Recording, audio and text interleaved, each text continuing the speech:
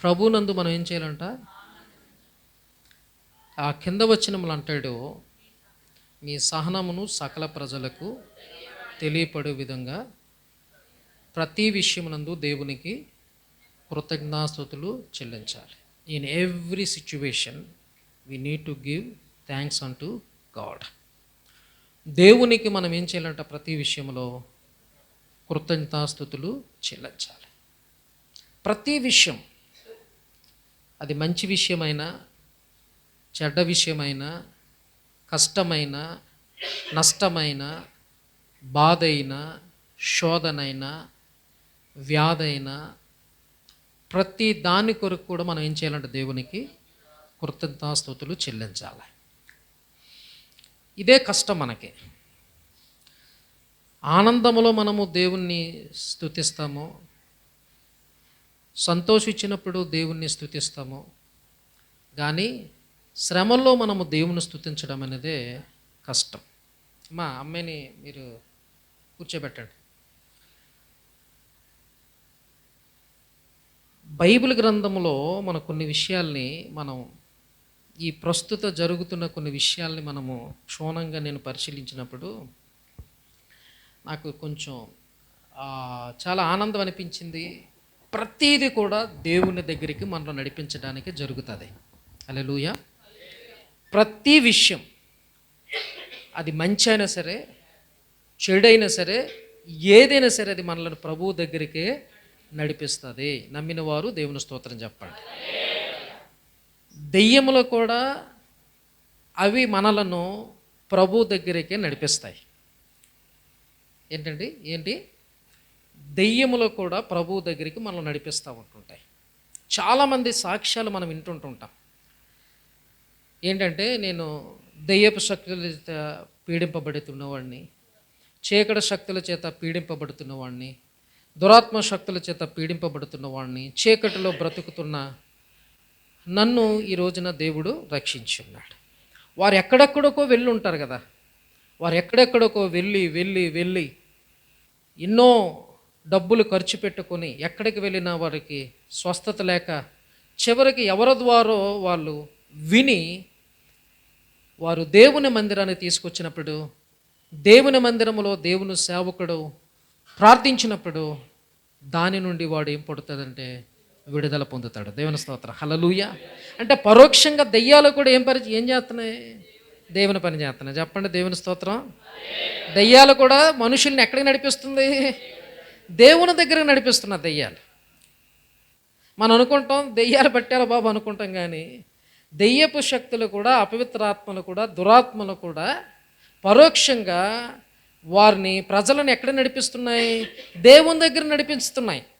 ఒకవేళ వాడికి దెయ్యమే పట్టకపోతే, ఒకవేళ వాడే దురాత్మ శక్తుల చేత పీడించబడకపోతే, వాడే ఒకవేళ చీకటిలో లేకపోతే, వాడు దేవుణ్ణి తెలుసుకున్న అవకాశం అనేది వాడికి ఉండదు. హల్లెలూయా.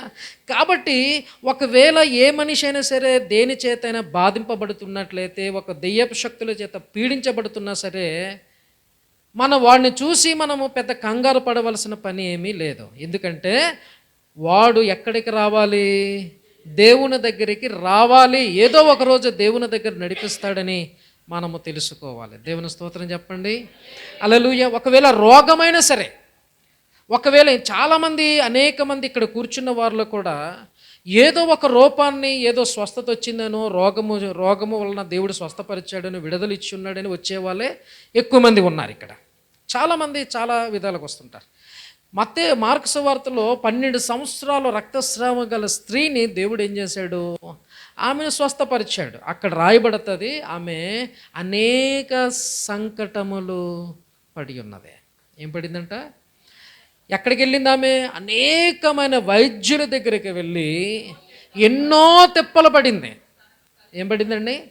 ఒక డాక్టర్ దగ్గరికి వెళ్ళాల. 12 సంవత్సరాల నుంచి ఎన్నో వైద్యుల దగ్గరికి వెళ్ళింది. ఎంతో డబ్బును వ్యయపరిచింది. వెళ్ళని చోటు ఎక్కడా లేదు. వెళ్ళమన్ని చోటుకల్లా వెళతా ఉంది, కానీ ఎక్కడ కూడా ఆమెకి ఏమి రాలేదు, స్వస్థత రాలేదు. చివరికి ఆస్తి పోయింది, డబ్బులు పోయాయి, ఒంటిలో సమాధానం లేదు, ఒంటిలో ఆరోగ్యము లేదు. ఈ కుటుంబంలో సమాధానం లేదు, సంతోషము లేదు. ఇంకోటంటే సంకటము పొందిందంట ఆమె. ఏం పొందిందండి? సంకటపడింది. అంటే నిరాశ నిస్పృహలత అయిపోయింది. ఇంకెందుకురా నా బ్రతుకు, ఎందుకు నా జీవితము, ఎవరి కోసం బ్రతకాలి? 1 సంవత్సరం 2 సంవత్సరాలు అయితే ఎవరైనా భరిస్తారు, కానీ 12 సంవత్సరాలు అన్స్టాపుల్గా నాన్ స్టాప్గా ఆమె నుండి రక్తములు కారుతూ ఉంది. ఆమె శరీరంలో బలము లేదు, ఆమె శరీరంలో ఓపిక లేదు, శరీరములో ఉన్న రక్తమును కోల్పోయి ఆమె ఎలా బారిపోయిందంటే చూడండి, తెల్లబారిపోయింది అంటారు కదా, తెల్లబారిపోయింది. ఆమె జీవితంలో సంతోషం లేదు, కానీ చుట్టూ ఎన్నో చెట్లు తిరిగి చివరికి ఎవరి గురించి విన్నదామె? అందరూ దేవుని సోదరు చెప్పండి, దేని గురించి విన్నదామె? యేసును గూర్చి విన్నదామె. హల్లెలూయా. యేసును గూర్చి వినినప్పుడు ఆమె యేసు దగ్గరికి వెళ్ళి వస్త్రపు చెంగు ముట్టిన వెంటనే ఆమె రక్తధారలు కట్టి ఉన్నది. దేవుని స్తోత్రం, హల్లెలూయా. ఒకవేళ ఆమె ఆ యొక్క వ్యాధి లేకపోతే, ఆమె ఓలో ఆ రోగము లేకపోతే యేసును గురించి వినే ఉండేది కాదు. యేసులో ఉన్న స్వస్థత కార్యాల గురించి వినే ఉండేది కాదు. ఒకవేళ యేసును గురించి వినినా, యేసు చేసిన కార్యాల గురించి వినినా ఆమెలో ఏ బలహీనత లేదు గనక యేసు దగ్గరికి వచ్చేది కాదు. ఆమె యేసు దగ్గరికి వచ్చిందంటే, యేసులో ఉన్న మహిమను చూచిందంటే, యేసులో ఉన్న స్వస్థతను పొందిందంటే ఆమెలో ఆ వ్యాధి రావడం వలన ఆమె స్వస్థత పొంది ఉన్నది. హల్లెలూయా. ఈ రోజున మనకి అనేక వ్యాధులు వస్తూ ఉంటుంటాయి, అనేకమైన రోగాలు వస్తుంటుంటాయి, అనేకమైన బలహీనతలు వస్తుంటుంటాయి. మన జీవితంలో ఏ బలహీనత వచ్చినా, ఏ రోగం వచ్చినా, ఏదొచ్చినా సరే మనము తెలుసుకోవాల్సిన విషయం ఏంటంటే అది మనలను ప్రభువు దగ్గరికి నడిపించేదని తెలుసుకోవాలి. దేవుని స్తోత్రం, హల్లెలూయా. మనల్ని ఎక్కడ నడిపిస్తుందండి? అది ప్రభువు దగ్గరికి నడిపిస్తుంది. మనల్ని ప్రభువుకి మరి దగ్గరగా నడిపించి ప్రభు సన్నిధానంలో ప్రార్థించడానికి, ప్రభు సన్నిధానంలో దేవుని మీద ఆధారపడడానికి ఆ వ్యాధి కానీ ఆ రోగము కానీ మనకి వస్తుందనే విషయాన్ని తెలుసుకోవాలి. దేవుని స్తోత్రం కలుగును గాక. హల్లెలూయా. మనం అందుకే ప్రతి విషయమును బట్టి మనం ఏం చేయలేదు, దేవునికి స్తుతులు చెల్లించాలి. అది కష్టం వచ్చినా, నష్టం వచ్చినా, బాధ వచ్చినా. ఒకరోజు యేసుక్రీస్తుకి ఒక వర్తమానం వచ్చింది. ఏంటయ్యా వర్తమానం అంటే, ఇదిగో నీవు ప్రేమించుచున్నటువంటి లాజరు ఏం చేశాడు, మరణించి ఉన్నాడు అని చెప్పి ఉన్నాడు. మరణించి ఉన్నాడంటే శిష్యులు విన్నారు. శిష్యులు ఏం చేస్తారంటే, అయ్యా పద మనము బాగులేదన్నాడు కదా, లాజరు దగ్గరికి వెళ్దామని అన్నారు. కానీ యేసు ప్రభు ఏమన్నాడు, ఏం చేశాడు, ఆగండి ఇంకా కొంత సమయం. ఎన్ని రోజులు ఆగాడు? 4 దినాలు ఆగాడు. 4 దినాలు ఆగి వెళ్ళి ఉన్నాడు. వెళ్ళి అంటాడు, అక్కడ ఒక మాట ఉంటుంది, ఆ 4 దినాల తర్వాత యేసే వెళుతున్నప్పుడు అక్కడ ప్రభు మహిమార్థము కొరకు అతడు మరణించి ఉన్నాడు. దేవుని స్తోత్రం చెప్పండి. ఆ మరణము దేని గురించి వచ్చింది? ఆ మరణము దేని గురించి వచ్చింది? దేవుని యొక్క మహిమపరచబడటం కోసం, దేవుని యొక్క దేవుడు ఘనత వహించడానికి.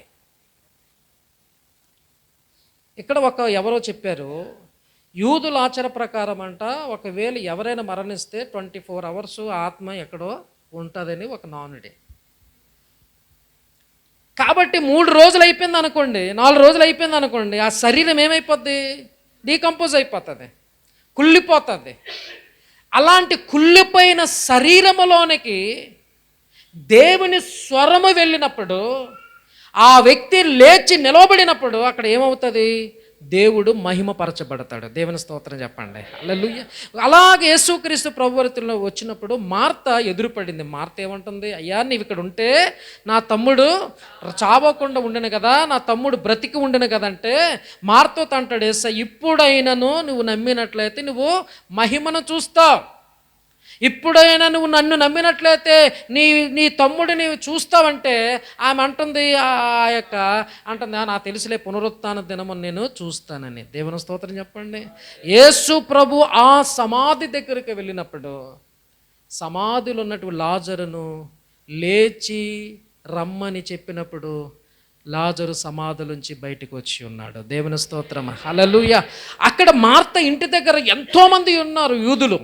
బంధువులు ఉన్నారు, స్నేహితులు ఉన్నారు, చుట్టుపక్కల వారు ఉన్నారు, యూదా పెద్దలు ఉన్నారు, పరిసయ్యులు ఉన్నారు, వీళ్ళందరూ ఉన్నారు. వారందరి ఎదుట దేవుడు లాజరుని లేపి ఉన్నాడు. దేవుని స్తోత్రం, హల్లెలూయా. ఆ ఒక్క ఇన్సిడెంట్ ద్వారా, ఆ ఒక్క మహిమకరమైన కార్యము ద్వారా దేవుడు నామ మహిమపరచబడింది. దేవుని స్తోత్రం చెప్పండి. నమ్మిన వారందరూ దేవుని స్తోత్రం చెప్పాలి.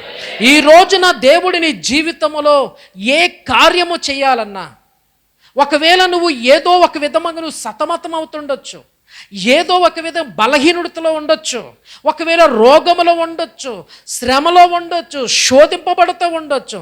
ఏది జరిగినా సరే అది నీకు నీ ద్వారా దేవుడు మహిమపరచబడ్డము కోసమే ఆ రోగము, ఆ బాధ నీ శరీరంలో తీసుకొచ్చి ఉన్నానని నువ్వు నమ్మాలి.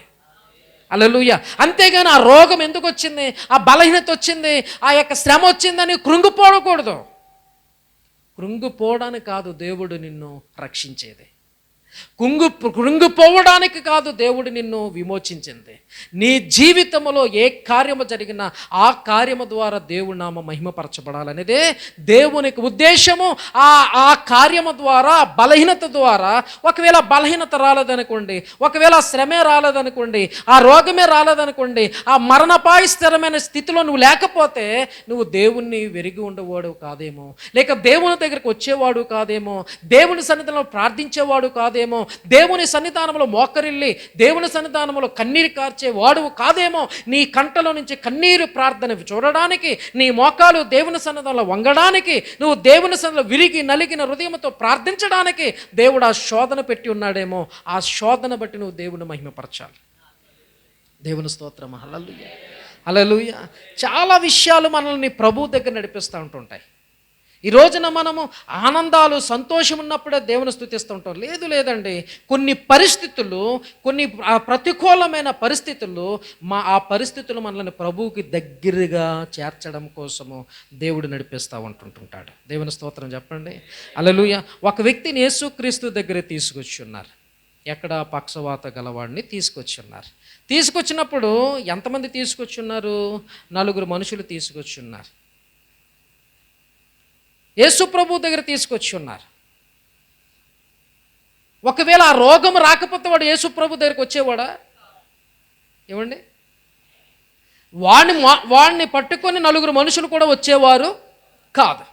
4+1 అంటే 5 అక్కడ ఏం చేశారు? స్పాట్లోనే దేవుని మహిమను చూచారు. ఒకవేళ ఆ వ్యక్తి స్వస్థపరచబడిన తర్వాత ఎక్కడికి వెళ్ళి ఉంటాడు? ఇంటికి వెళ్ళి ఉంటాడు. మంచం మీద వెళ్ళినటువంటి వ్యక్తి, నడవలేని స్థితిలో ఉన్న వ్యక్తి దేవుడు చేసిన కార్యాలను ఇంటి దగ్గర చెప్పకుండా ఉంటాడా? చెప్పే ఉంటాడు. ఆ ఇంటిలో ఉన్న వారందరూ కూడా ఆ వ్యక్తి ద్వారా ఏం చేయబడి ఉంటారు? రక్షణ పొంది ఉంటారు. దేవుని స్తోత్రం, హల్లెలూయా. ఒకవేళ నీ ఇంటిలో ఒకవేళ ఎవరో ఒకరు రోగము చేత ఉన్నట్లయితే, రక్షణ లేకుండా బలహీనతలు ఉంటే, ఆ రోగము ఒకవేళ దేవుని మహిమను కనపరిచినప్పుడు ఆ రోగము ద్వారా ఇంట్లో ఉన్న వారందరూ కూడా మారు మనసు పొందుతారేమో. చూడండి, ఒకవేళ మారు మనసు పొందలేని వాడు ఉన్నాడు అనుకోండి, ఇంటిలోను రక్షణ పొందలేని వాడు ఉన్నాడు అనుకోండి, ఒకవేళ నీ భర్త అయ్యి ఉండొచ్చు, లేకపోతే నీ యొక్క కుమారుడు అవ్వచ్చు, నీ కుమార్తె అయ్యి ఉండొచ్చు. నువ్వు చాలా శోధింపబడతా ఉన్నావు, చాలా కష్టపడతా ఉన్నావు. ఏంటయ్యా నా పరిస్థితి ఏంటి? నా భర్త జీవితం ఏంటి? అయ్యా నా భార్య ఏంటి ఎట్లా ఉంది? ఇదిగో నా కుమారుడు ఏంటి, నా కుమార్తె ఏంటి? నువ్వు సతమతమైపోవచ్చు ఉండొచ్చు. కానీ ఆ వ్యక్తి ఆ ఇంటిలో అలా ఉండడం అనేది దేవుని చిత్తం. ఎందుకు అలా ఉండడం అంటే, ఆ వ్యక్తి ఒకవేళ అలాగ నీ ప్రక్కని ముళ్ళుగా లేకపోతే నువ్వు ప్రార్థన చేయవేమో, నువ్వు దేవునిలో అంటకట్టబడి ఉండలేవేమో, దేవునిలో ఎదగలేవేమో, విశ్వాసములో బలవంతుడిగా ఉండలేవేమో. నీ విశ్వాసమును రెట్టింపు చేయడానికి, నీ ప్రార్థన జీవితాన్ని రెట్టింపు చేయడానికి, నీలో ఉన్న ఆత్మ దేవుడు పురుకొల్పడానికి ఆ ముళ్ళు కొంతకాలము దేవుడు ఉంచున్నాడేమో. అప్పుడు నువ్వు దేవుని సన్నిధిలో ఏం చేస్తావు? మోకరిల్లి ప్రార్థన చేస్తూ ఉంటుంటా, దేవుని సన్నిధానములో అంగలారుస్తూ ఉంటుంటా. అయ్యా నా భర్తను మార్చయ్యా, నా కుమారుని మార్చయ్యా, నా కుమార్తెను మార్చయ్యా, అయ్యా నా కోడలు మార్చు, లేక నా అల్లుడిని మార్చు ప్రభువా అని నువ్వు కన్నీటితో ప్రార్థన చేస్తావు. ఆ ప్రార్థించే వరకు, నీ మోకాలు దేవుని సన్నిధిలో వంగే వరకు ఆ ముళ్ళును దేవుడు తీయడు. నమ్మిన వారు దేవుని స్తోత్రం చెప్పాలి. అర్థమైందండి? కొన్ని శోధనలు, కొన్ని శ్రమలు ఎందుకు వస్తాయంటే మనలను మనలను దేవునికి సమీపులుగా చేయడానికి దేవుడు కొన్ని శోధనలు తీసుకొస్తూ ఉంటుంటాడు. ఈరోజు నీ కుటుంబంలో అటువంటి శోధన ఉన్నదనుకోండి, ఒకవేళ మారు మనసు పొందలేని భర్త ఉన్నాడు అనుకోండి, మారు మనసు పొందలేని ఒకవేళ నీ బిడ్డలు ఉన్నారనుకోండి, వారు ఒకవేళ నువ్వు మారు మనసు పొందావు, రక్షణ పొందావు, ఎందుకు అలా ఉన్నారు ఒకసారి ఆలోచించండి. ఎందుకు అలా ఉన్నారంటే వాని ద్వారా దేవుడు ఒక రోజున మహిమపరచబడాలి. మహిమపరచబడాలంటే నువ్వు దేవుని సన్నిధానంలో ఏం చేయాలా? ప్రార్థించాలి. ఒకవేళ నీవే బాగా ఉన్నావు అనుకోండి, నీలో ఏముండదు, ప్రార్థన ఉండదు, ఏముండదు. అప్పుడు ఏం చేస్తుంటావు? వస్తుంటావు, పోతుంటావు. దేవుని సన్నిధిలో వస్తే పోతుంటావు. నువ్వు రావాలి. దేవుని ఉద్దేశం ఎక్కడికి రావాలి? దైవ సన్నిధికి రావాలి. దైవ సన్నిధిలో కన్నీరు కార్చాలి. కన్నీరు కార్చడానికి మోకరిల్లి విరిగి నలిగిన మనసుతో ప్రార్థించడం కోసం నీ ఇంట్లో శ్రమ పెడతా ఉంటుంటాడు దేవుడు. దేవునికి స్తోత్రం కలుగునగా. ఒక రోజున యేసు ప్రభు దగ్గరికి ఒక పిల్లవాడిని తీసుకొచ్చారు. శిష్యులు అడిగారు, ఏంటయ్యా ఇది? వీడు చేసిన పాపమా లేకపోతే వీడి తల్లిదండ్రులు చేసిన పాపమా? ఏమన్నాడు యేసయ్య? ఎవరు చేసిన పాపం కాదు, దేవుని క్రియలు, దేవుని మహిమ, దేవుని కృప విస్తరించబడాలి, బయలుపరచబడాలి. ఎవరి ద్వారా? వీడి ద్వారా. హల్లెలూయా. అర్థమైందండి మీకు వాక్యం? కొన్నిసార్లు ఏ బలహీనమైన కుమారుడు పుట్టాడండి, బలహీనురాలైన కుమార్తె పుట్టిందండి, మా బాప ఎప్పుడు మా రోగస్తులండి, ఎప్పుడు కూడా బలహీనతనండి. ఎందుకు బలహీనతలు? ఎందుకు ఆరోగ్యము చేత నీ బిడ్డలను నొక్కుతూ ఉన్నాడు, బలహీనపరుస్తూ ఉన్నాడు? ఎందుకు? దేవుని నామము మహిమపరచబడడం కోసం. మహిమపరచాలంటే ఏం చేయాలా? ప్రార్థన చెయ్యాలి, ప్రార్థించాలండి. నీ బిడ్డల భవిష్యత్తు గురించి ప్రార్థించాలి. ఒకవేళ నీ బిడ్డలు అనుకున్న స్థితిలో వారు జీవించకపోతే, వారు బ్రతకకపోతే, నీ హృదయం ఎంత గాయపరచబడతా ఉంటుంది, నీ హృదయం ఎంత బాధనుంటూ ఉంటుంది. అప్పుడు ఆ బిడ్డల కోసం నువ్వేం చేయాలంటే, వారు తప్పు ద్రోవ తిరుగుతున్నప్పుడు, ఒకవేళ వారు దేవునికి వ్యతిరేకంగా వెళుతున్నప్పుడు, వారిని బాధిస్తున్నప్పుడు నువ్వు ఒకటి గమనించాలి. ఏంటంటే వారి నిమిత్తము నేను దేవుని సన్నిధిలో ఏం చేయాలా? ప్రార్థించాలి. ప్రార్థించినప్పుడు, నువ్వు దేవుని సమీపముగా ఉన్నప్పుడు, దేవుని సన్నిధిలో నువ్వు అంగలార్చినప్పుడు, నువ్వు దేవుని దగ్గరికి వచ్చినప్పుడు ఒక రోజున వారు ప్రభు దగ్గరికి నడిపించబడతారు. దేవుని స్తోత్రం. హల్లెలూయా. వారు నడిపించబడతారు. నీవు అందరూ కూడా అప్పుడు రక్షణార్థమైన గృహముగా నీళ్ళు ఉంటుంది, మహిమార్థమైన గృహముగా నీళ్ళు ఉంటుంది, అనేక మందికి సాక్షార్థమైన గృహముగా ఉంటుంది. ఈరోజు దేవుని సన్నిధిలో వచ్చిన వెంటనే దేవుడు కార్యాలు చేశాడు అనుకోండి, నువ్వు వస్తావు మరుసటి రోజు నుంచి వస్తావా? ఈ రోజు వచ్చిన వెంటనే నీ కార్యం చేశాడు అనుకోండి, మరుసటి వారం నుంచి ఈ ఆనందం ఉండిపోతావు, ఈ ఆనందంలోనే ఈ సంతోషం ఉండిపోతావు. చూడండి, చాలామందికి గర్భఫలం లేదు. గర్భఫలం ఇచ్చిన తర్వాత ఆ బిడ్డను పట్టుకుని దేవుని మందిరం రారు. ఇంకా ఎందుకు? ఆ బిడ్డ ఆటంకం అయిపోతుంది దేవుని మందిరం రావడానికి. అసలు ఇన్ని రోజులు గర్భఫలం లేదు, ఏడ్చావు కదా, ఏడ్చినప్పుడు దేవుడు నీ కుమార్తెని ఇచ్చాడు కదా, కుమారుని ఇచ్చాడు కదా, మరి ఆ కుమార్తెని దేవుని మందిరానికి రాకుండా ఆటంకం అయిపోతుంటే, దేవుడిచ్చిన బహుమానాన్ని బట్టి నువ్వు దేవుని స్తుతించకపోతే, మరోసారి చెప్తాను ఆలకించండి, దేవుడు మిమ్మలను తప్పక ఏం చేస్తాడు? శిక్షించను అన్నను, దేవుడు బుద్ధి చెప్పడానికి మరో ప్రయోగం చేస్తాడు. ఎందుకంటే నువ్వు దేని బట్టి నువ్వు ప్రేమిస్తున్నావో, దేవుడిచ్చిన బహుమానాన్ని బట్టి ఆ బహుమానమే దేవుని మందిరానికి ఆటంకం అయిపోతే, దేవుడు నేను ఎలా దేవుని మందిరాన్ని నడిపించాలో దేవునికి తెలుసు. అర్థమైందా? దేవుని మందిరానికి నేను ఎలా నడిపించాలో దేవునికి తెలిసినంతగా నీ ఎవరికి తెలియదు. మనం అనుకుంటుంటాం చాలాసార్లు. హల్లెలూయా. చూడండి, కొన్ని శోధనలు మన ఇంటి మీదకి వస్తూ ఉంటుంటాయి, శ్రమలు వస్తూ ఉంటుంటాయి. ఏమిటండి? ఆ శోధనల ద్వారా, శ్రమల ద్వారా మనం ఎక్కడికి నడిపించబడుతుంటాము? దేవుని దగ్గరికి. హల్లెలూయా. కొంతమంది రెండోసి రోజులు, మూడోసి రోజు, నాలుగోసి రోజులు ఉపవాసం ఉండి ప్రార్థన చేస్తారు. పుట్టప్పుడు ఉపవాస ప్రార్థనకి వస్తారా? రారు. అప్పుడు ఉపవాసం ఉండమన్నా ఉండవు నువ్వు. కానీ అదే నీ శోధన వచ్చినప్పుడు, అదే నీ ఇంటిలో ఇంకా భయంకరమైనటువంటి సమస్య ఎదురైనప్పుడు, భయంకరమైన నీ ఇల్లంతా శోధనమయం అయిపోయినప్పుడు, నీ ఎవడు చెప్పవసరం లేదు నీకు ఉపవాసం ఉండమని. చెప్తారా ఎవరైనా? నీవంతలి నీవే ఏం చేస్తావంటే 3 రోజులు ఉపవాసం ఉంటావు, లేకపోతే 5 రోజులు ఉంటావు, నీ ఇష్టం. ఇంకా ఉపవాసం ఉండి దేవుని సన్నిధిలో ప్రార్థిస్తూ ఉంటుంటావు. ఎందుకంటే ఒకవేళ అదే ఆ శోధన రాకపోతే ఈ ఉపవాస ప్రార్థన నువ్వు చెయ్యవు. అర్థమైందండి? శోధింపబడిన తర్వాత నిన్ను సువర్ణముగా మార్చబడ్డము కోసం పేతురు రాసిన పత్రం అంటాడు, అవసరమును బట్టి మనకి కొంతకాలం ఏంటి కావాలంట? శ్రమలు కావాలి. అవసరం మనకి. హల్లెలూయా. ఏంటి అవసరం అంటున్నాడు? శ్రమలు, శోధనలు. ఆ శ్రమలు, శోధన అంటే శ్రమ దినమును కృంగినెడల శ్రమయందు సహించిన వాడు ధన్యుడు. శ్రమ దినమందు సహించిన వాడు ధన్యుడు. నువ్వు సహించి నువ్వు దేవుని మీద ఆధారపడితే నువ్వు ధన్యుడు అవుతావు నువ్వు. హల్లెలూయా. ఆ శ్రమలే రావద్దంటే, పోనీ శ్రమలు వద్దండి, మనకి శ్రమలు వద్దు అనుకుందాం.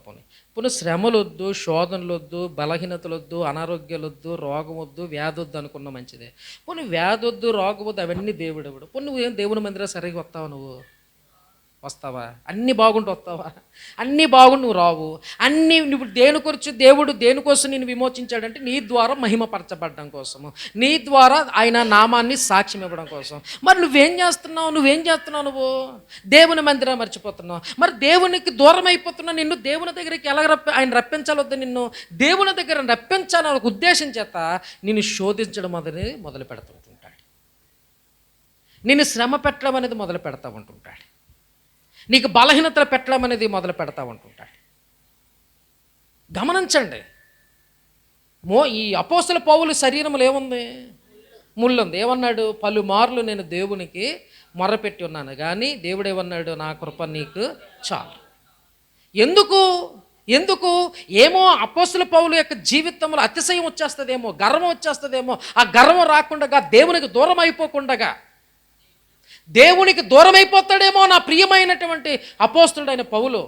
దేవుని చేత అత్యధికంగా ప్రేమించబడుతున్నటువంటి, దేవుని అత్యధికమైన కృపను పొందుకున్నటువంటి పౌలు ఒకవేళ ఆ యొక్క అతిశయము ద్వారా లేకపోతే గర్వము ద్వారా పరిచర్యలో దేవుడిచ్చిన ఆధిక్యతను బట్టి నాకే దూరం అయిపోతాడేమో అని ఒక ఉద్దేశం చేత దేవుడు ఏం చేశాడు? అతనికి ఒక ముళ్ళుని ఏర్పాటు చేశాడు, ఒక శోధన ఏర్పాటు చేశాడు, ఒక శ్రమను ఏర్పాటు చేశాడు. ఈ రోజున నీవు కూడా హెచ్చింపబడకుండా నిమిత్తం, నువ్వు గర్వించకుండా ఉండ నిమిత్తం, దేవుడు నిన్ను ఆశీర్వదించిన ఆశీర్వాదమును బట్టి నువ్వు ఏ విధముగా గర్వించకుండా ఉండ నిమిత్తము ఏమో శరీరములో ఏదో ఒక ముళ్ళు శోధన పెట్టి ఉన్నాడేమో. గమనించు ప్రియమైన సహోదరి సహోదరులారా. శోధన వచ్చిందని దేవునికి దూరం అయిపోద్దాం. ఎందుకు ఆ శోధన వచ్చింది? ఎందుకు ఆ రోగం వచ్చింది? ఎందుకు ఆ వ్యాధి వచ్చింది? ఎందుకు ఆ బాధ వచ్చింది? ఎందుకు ఆ శ్రమ వచ్చింది? ఇప్పుడు యోబుకి శ్రమ వచ్చిందండి, యోబుకి శోధన వచ్చింది. ఎందుకు? ఎవరు పెట్టారు ఆ శోధన? దేవుడే పెట్టి ఉన్నాడు. ఎందుకు దేవుడు పెట్టి ఉన్నాడు? ఆ శోధనలో యోబుని పరిశీలించడం కోసం. యోబు ఆ శోధనలో ఏం చేశాడు? నిలిచి ఉన్నాడు. యోబు దేవుని మీద ఆధారపడి ఉన్నాడు. అందుకే యోబుకి ఏదైతే ఆ శ్రమలలో కోల్పోయి ఉన్నాడో అంతకు రెండింతలు దేవుడు దీవించి ఉన్నాడు. హల్లెలూయా. అందుకే అంటున్నా, శ్రమలు వచ్చినప్పుడు, శోధింపబడుతున్నప్పుడు, బాధింపబడుతున్నప్పుడు ఆ శ్రమలలో నువ్వు నిలబడాలి. ఆ శ్రమలలో నిలవబడి దేవుని దగ్గరికి నువ్వు రావాలి. హల్లెలూయా. మనం చాలాసార్లు ఏం చేస్తామంటే, క్రైస్తవులు అంటే ఇంకేమి ఇవన్నీ మనకి రాకూడదు. ఏమనుకుంటాం మనం? ఇవన్నీ మనకి రాకూడదు. మరి ఇవన్నీ మనకు రాకూడదని నువ్వు సరిగా ఉండొచ్చుగా. సరిగా ఉంటాం మనం.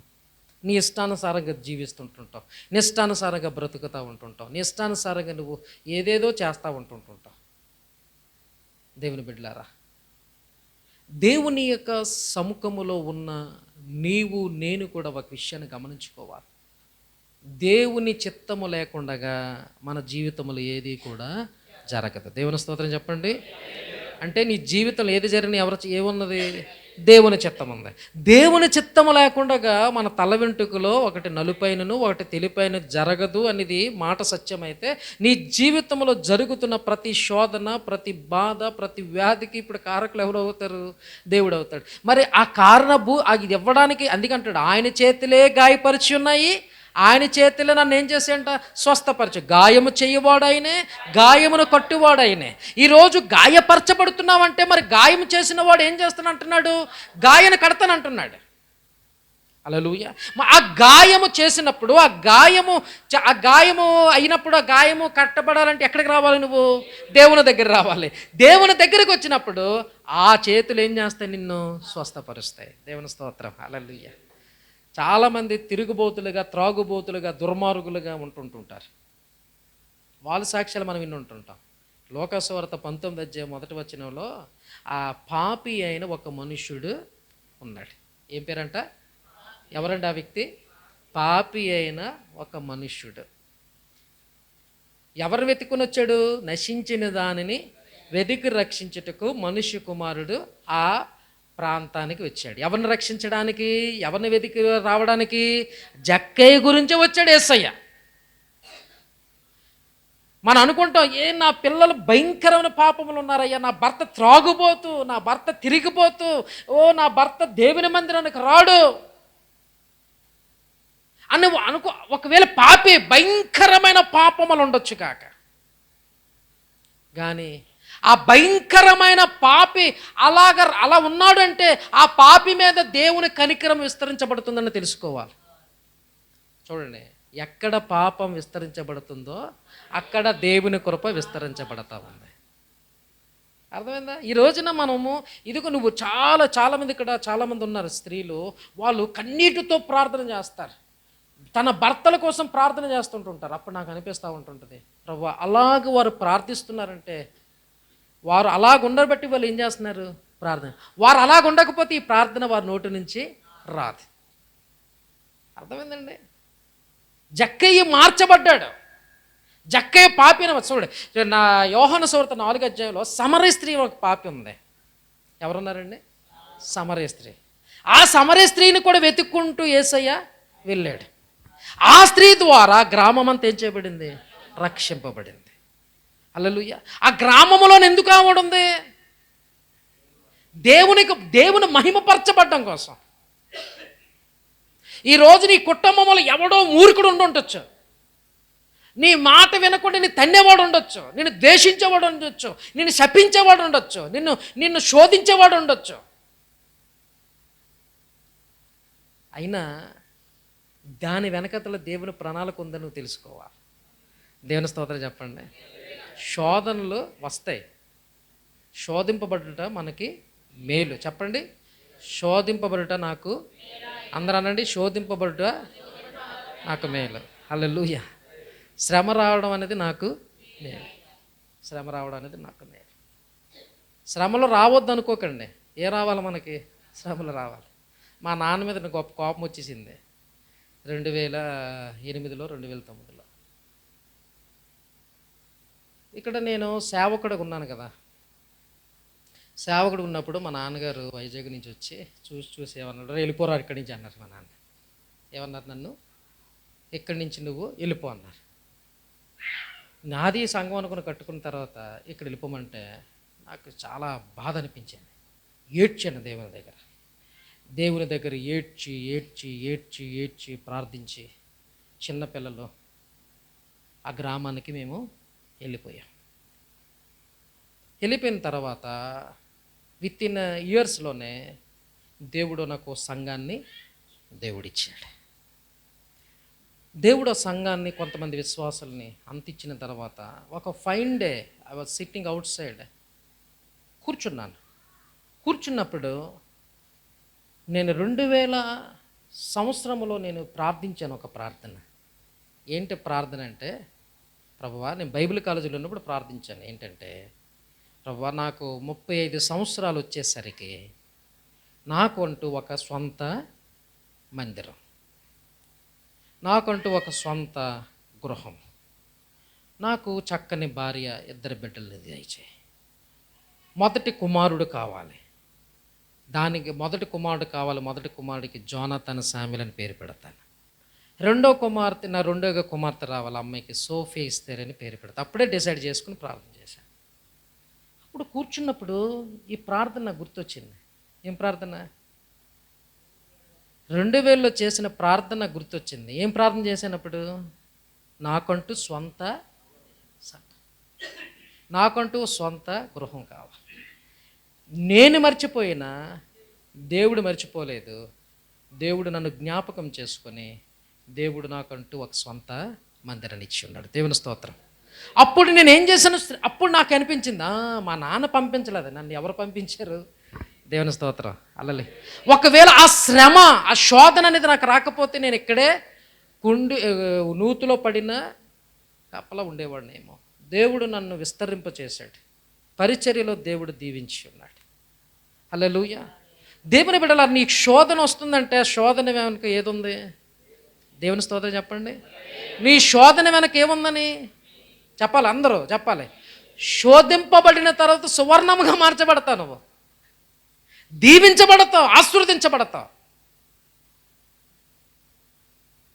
దేవునికి ప్రణాళికలు అట్లా ఉంటాయి. దేవుని ఆలోచనలు వేరు, దేవుని ఉద్దేశాలు వేరు.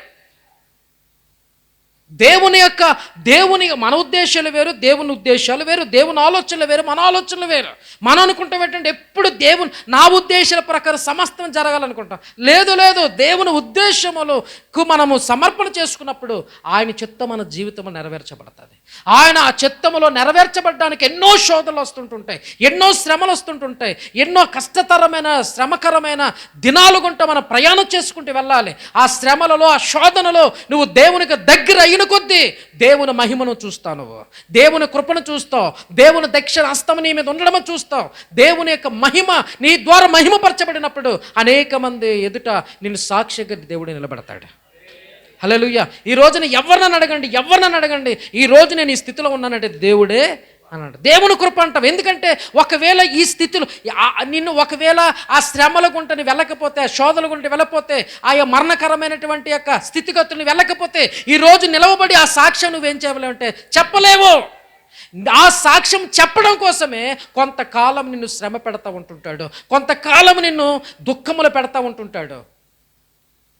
ప్రభునందు ప్రియమైన దేవులారా, ఎందుకు వచ్చింది ఈ దుఃఖం, ఎందుకు ఈ శ్రమ వచ్చింది అనేదానికంటే, ప్రభువా ఆ శ్రమ వెనకతల నీ ఉద్దేశాన్ని తెలుసుకుని ఆ ఉద్దేశానికి ప్రకారంగా నేను దేవునిలో ఎదిగే కృప నాకు దయచేయని ప్రార్థన చేయాలి.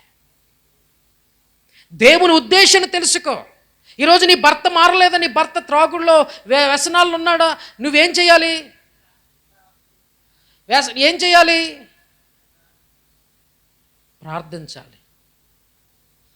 ఎలా ప్రార్థించాలి? కన్నీటితో ప్రార్థించాలి. ఎప్పుడు కన్నీరు వస్తుంది చెప్పండి? ఎప్పుడు కన్నీరు వస్తుంది? లేకపోతే కన్నీరు వస్తుందా నీకు? నీ కన్నీటి ప్రార్థన నేర్పించడం కోసం ఏం చేస్తాడంటే కూతురునో లేకపోతే కొడుకునో లేకపోతే మనవరాలనో దేన్నో నువ్వు ప్రేమిస్తుంటావు చూసావా, ఆ ప్రేమించిన వ్యక్తిని గట్టి పట్టేస్తాడు దేవుడు. అప్పుడు నీళ్ళు తెలియకుండా ఏమొచ్చా తెలుసా, నువ్వు ఇంకేడమని చెప్పవసరం లేదు ఎవరు, ఇంక చర్చిలో కూర్చొని నువ్వే ఏడ్చేస్తుంటుంటావు. ఏడిపే ఇంక ఎవరు ఆపమన్నా ఆగో నువ్వు. ఎందుకు మరి? ఇన్ని రోజులు ఏమైపోయింది దుఃఖ ప్రార్థన? ఇన్ని రోజులు ఏమైపోయింది? Take it easy. హల్లెలూయా. దేవుని బిడ్డలారా, నీ పరిస్థితి ఏదైనా సరే ప్రతి పరిస్థితిని దేవుడు దాటించగలడు. నమ్మిన వారు దేవుని స్తోత్రం చెప్పండి. ప్రతి పరిస్థితిని మార్చగలడు. హల్లెలూయా. నా పరిస్థితిని చెప్పండి అందరూ అన్నాడు, నా పరిస్థితిని దేవుడు మార్చగలడు. హల్లెలూయా. ఏ పరిస్థితి అమ్మా, మీరు నమ్ముతానమ్మండి, ఏ పరిస్థితి అయినా వాట్ ఎవర్ ఇట్ మే బే. ఆ కుమారుడు అన్నాడు, అయ్యా ఎవరు పాపం అయ్యా ఇలాగ అయిపోవడానికి, నా కుమారుడు ఇలాగ అయిపోవడానికి కారణం ఎవరు?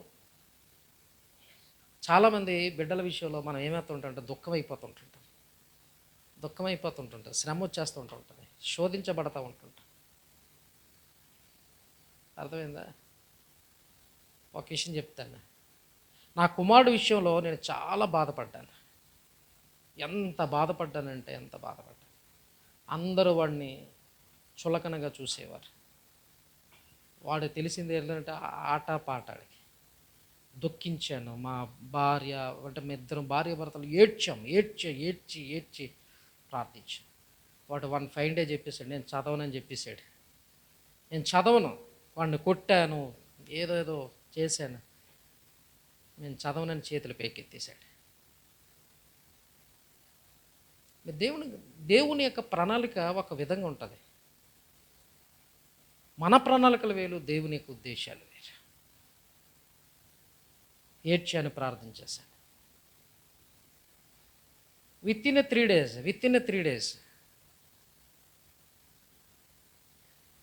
విదేశాలకు వెళ్ళిపోయాడు. 18 years కంప్లీట్ అయింది, పాస్పోర్ట్ వచ్చింది, వీసా వచ్చింది. నాకు చాలా ఆశ్చర్యం అనిపించింది. వీడి జీవితం ఏమైపోద్ది అనుకున్నాను, వాడు బ్రతుకు ఏమైపోద్ది అనుకున్నాను. వాడు దేనికి పనికిరాడు.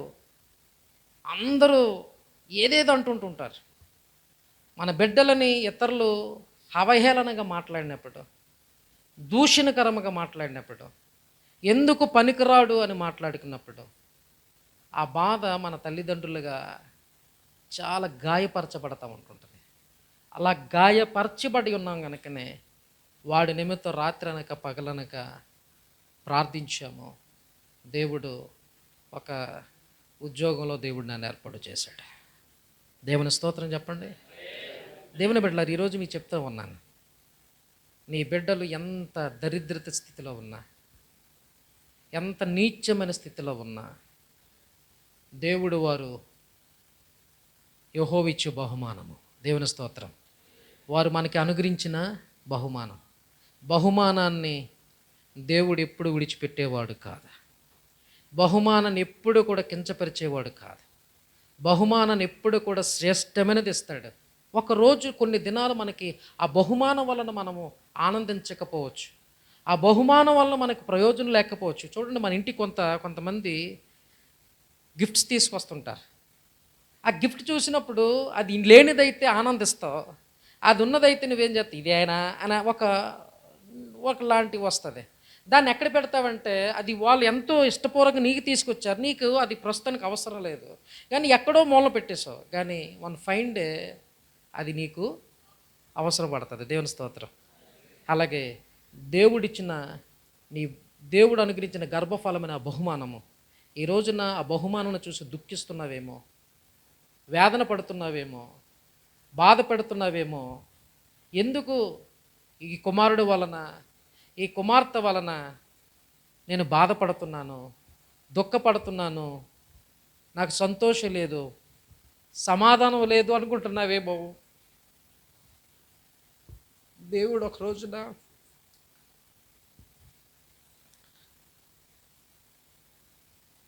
మన ప్రతి కన్నీటిని తుడిచే దేవుడు, మన బాధలలో నెమ్మదిచ్చేవాడు. మనం చాలా బాధపడతా ఉంటుంటాం. దేవుని యొక్క ఉన్నతమైన ప్రణాళికలు ఎవడు ఊహించలేడండి. దేవుని యొక్క ఔన్నత్యం మన మీద ఉంటుంది. దేవుని యొక్క దక్షిణహస్తం మన మీద ఉంటుంది. నీ ఆలోచనలు వేరు, నీ ఉద్దేశాలు వేరు. శ్రమ వస్తుంటుంది, తట్టుకోలేము. పైన శ్రమలైతే మనము ఏదైనా తట్టుకోగలుగుతాం, కానీ ఇంటిలో కలిగిన శ్రమ ఎవడు తట్టుకోలేడు. ఇంటిలో ఇంటిలోనే ఈ భార్య పోరు అంతంతా కాదయ్యా అని అన్నారు. బిడ్డల యొక్క పోరు కానీ, బిడ్డల శ్రమ కానీ ఇంకా అవి తట్టుకోలేము మనం.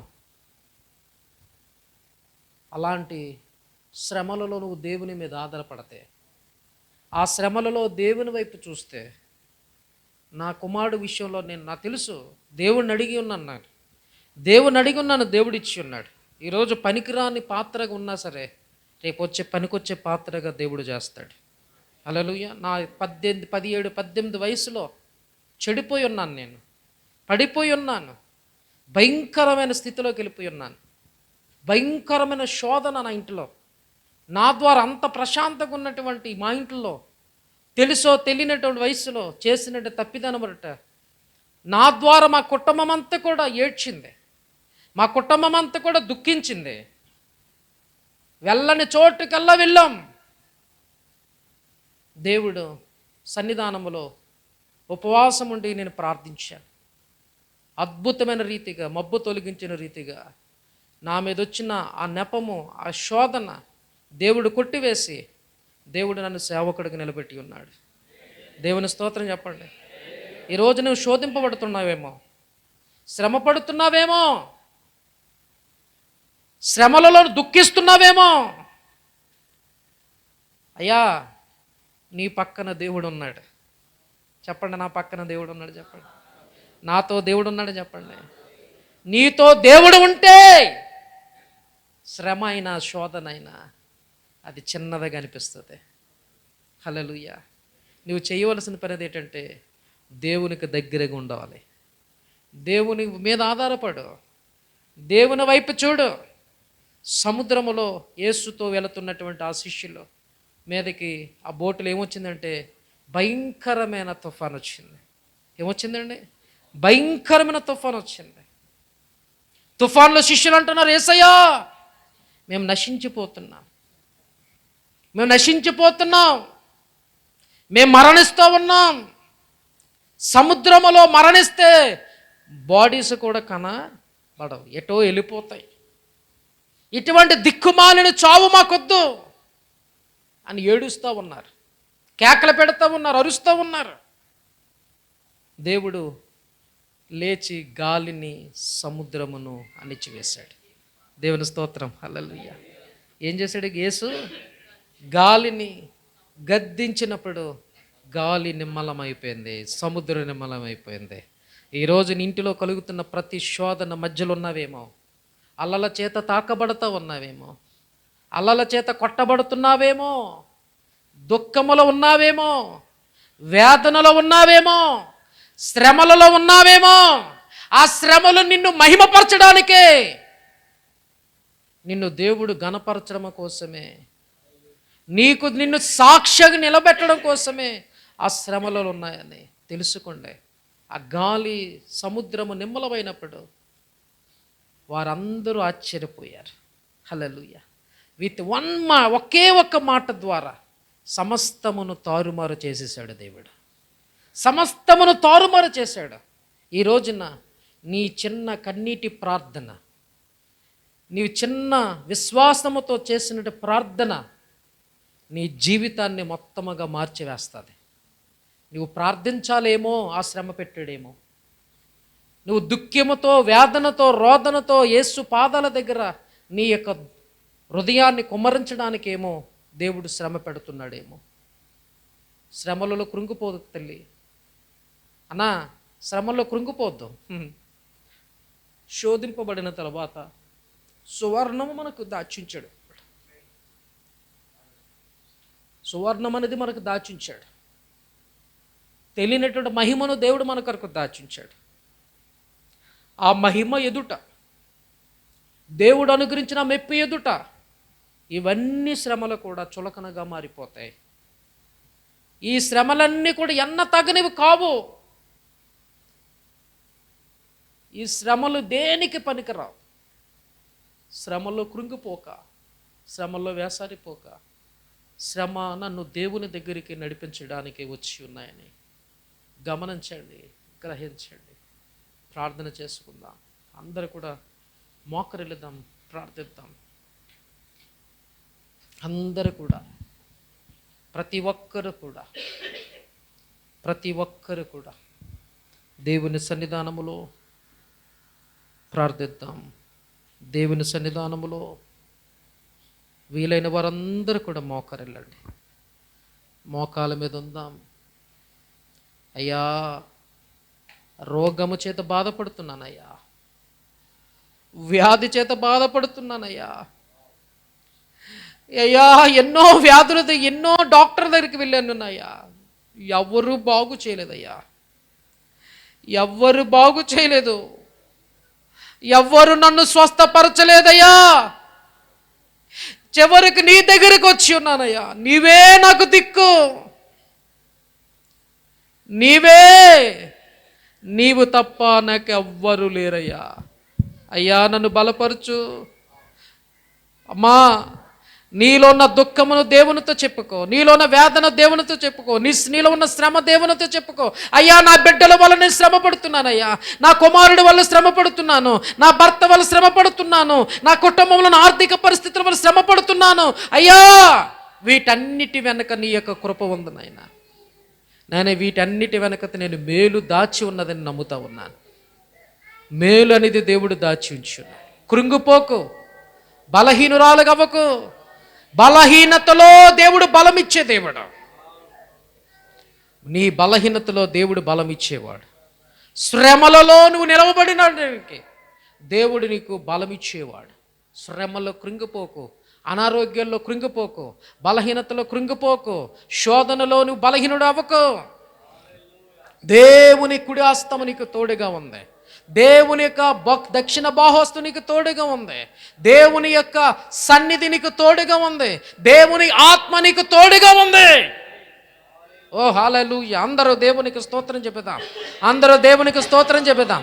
ప్రతి ఒక్కరయ్యా, నా శ్రమలలో మీరు తోడుగా ఉన్నారు, నా దుఃఖములో మీరు తోడుగా ఉన్నారు, నా బాధలలో నెమ్మదిచ్చే దేవుడు నాయనా. ప్రభా, ఈ సమయంలో నా కుమారుడు గురించి బాధపడుతున్నాను, ఈ సమయంలో నా భర్త కోసం బాధపడుతున్నాను, ఈ సమయంలో నాయనా నా భార్య కోసం బాధపడుతున్నాను, నా అల్లుడి కోసం బాధపడుతున్నాను. కానీ వీటన్నిటి వెనకతలైనా నైనా నీ యొక్క చిత్తం ఉంది, నీ ఆలోచన ఉంది, నీ ప్రణాళిక ఉంది నాయన. ఒక దినము నేను ఆనందించే రోజు ఉంది, ఒక దినము నేను సంతోషించే రోజు ఉంది, ఒక దినము నాయన నేను మహిమపరచడానికి, ఒక దినాన్ని నీ కొరకు సాక్ష్యం ఇవ్వడానికి నాయన ఈ శ్రమలన్నీ కూడా నాకు మేలుకరముగా మార్చండి అయ్యా, మేలుకరముగా మార్చండి అయ్యా, మేలుకరముగా మార్చండి అయ్యా. హల్లెలూయా, హల్లెలూయా, హల్లెలూయా. నేను ఏడ్చిన చోటనే మనసారా నవ్వెదా, నేను ఏడ్చిన చోటనే మనసారా నవ్వెదా. హల్లెలూయా, హల్లెలూయా, హల్లెలూయా, హల్లెలూయా, హల్లెలూయా, హల్లెలూయా. నేను ఓడిపోనయా నా పక్షానుండగా, నేను కృంగిపోనయా నీవు నాతో నుండగా. నేను ఓడిపోనయా నా పక్షానుండగా, నేను కృంగిపోనయా నీవు నాతో నుండగా. నేను ఏడ్చిన చోటనే మనసారా నవ్వెదా, నేను ఏడ్చిన చోటనే మనసారా నవ్వెదా. నే పడిన చోటనే ప్రభు కొరకై నిలిచెదా, నే పడిన చోటనే ప్రభు కొరకై నిలిచెదా. నేను ఓడిపోనయా నా పక్షానుండగా, నేను కృంగిపోనయా నీవు నాతో నుండగా. నేను ఓడిపోనయా నా పక్షానుండగా, నేను కృంగిపోనయా నీవు నాతో నుండగా. అవమానం పొందిన చోటే అభిషేకం నాకిచ్చావే, వెలివేయబడిన స్థలములు నన్ను నిలిపినావే. అవమానం పొందిన చోటే అభిషేకం నాకిచ్చావే, వెలివేయబడిన స్థలములు నన్ను నిలిపినావే. ఖ్యాతినిచ్చి ఘనతనిచ్చి మంచి పేరు నాకిచ్చావే, ఖ్యాతినిచ్చి ఘనతనిచ్చి మంచి పేరు నాకిచ్చావే. శాశ్వతమైన కృపతో నన్ను నడుపుచున్నావే, శాశ్వతమైన కృపతో నన్ను నడుపుచున్నావే. నేను ఓడిపోనయా నా పక్షానుండగా, నేను కృంగిపోనయా నీవు నాతో నుండగా. నేను ఓడిపోనయా నా పక్షానుండగా, నేను కృంగిపోనయా నీవు నాతో నుండగా. నిందలన్నీ పొందిన చోటే ఘనతనిచ్చినావే, నా శత్రువులెదుటే నాకు విందు చేసినావే. నిందలన్నీ పొందిన చోటే ఘనతనిచ్చినావే, నా శత్రువులెదుటే నాకు విందు చేసినావే. ఖ్యాతినిచ్చి ఘనతనిచ్చి మంచి పేరు నాకిచ్చావే, ఖ్యాతినిచ్చి ఘనతనిచ్చి మంచి పేరు నాకిచ్చావే. శాశ్వతమైన కృపతో నన్ను నడుపుచున్నావే, శాశ్వతమైన కృపతో నన్ను నడుపుచున్నావే. నేను ఓడిపోనయా నా పక్షానుండగా, నేను కృంగిపోనయా నీవు నాతో నుండగా. ఓడిపోనయా నా పక్షానుండగా, నేను కృంగిపోనయా నీవు నాతో నుండగా. నేను ఓడిపోనయా నా పక్షానుండగా, నేను కృంగిపోనయా నీవు నాతో నుండగా. నేను ఏడ్చిన చోటనే మనసారా నవ్వెదా, నేను ఏడ్చిన చోటనే మనసారా నవ్వెదా. నే పడిన చోటనే ప్రభు కొరకై నిలుచదా, నే పడిన చోటనే ప్రభు కొరకై నిలుచదా. నేను ఓడిపోనయా నా పక్షానుండగా, నీ కృంగిపోనయా నీవు నాతో నుండగా. నేను ఓడిపోనయా నా పక్షానుండగా, నేను కృంగిపోనయా నీవు నాతో నుండగా. నేను ఓడిపోనయా నా పక్షానుండగా, నేను కృంగిపోనయా నీవు నాతో నుండగా. హల్లెలూయా. నేను ఓడిపోనయా నా పక్షముండగా. హల్లెలూయా. అమ్మా సహోదరి సహోదరుడా, ఈ దినాన్ని నువ్వు పడిపోయావేమో, కృంగిపోతున్నావేమో, ఓడిపోయానని అనుకుంటున్నావేమో. నీ ఓటమి వెనకతల దేవుడు ఒక విజయాన్ని ఉంచి ఉన్నాడు. నీ బ్రతుకు వెనకతల దేవుడు ఒక మేలుని దాచి ఉంచున్నాడు. అనారోగ్య పాలైపోతున్నావేమో, కృంగిపోతున్నావేమో, శ్రమ పడుతున్నావేమో, ఎన్నో వైద్యుల దగ్గరికి వెళ్ళి తిప్పల పడి ఉన్నావేమో. కానీ ఏ రోజైనా ఆ రోగము కొరకు కన్నీటితో దేవుని సన్నిధిలో ప్రార్థించావా?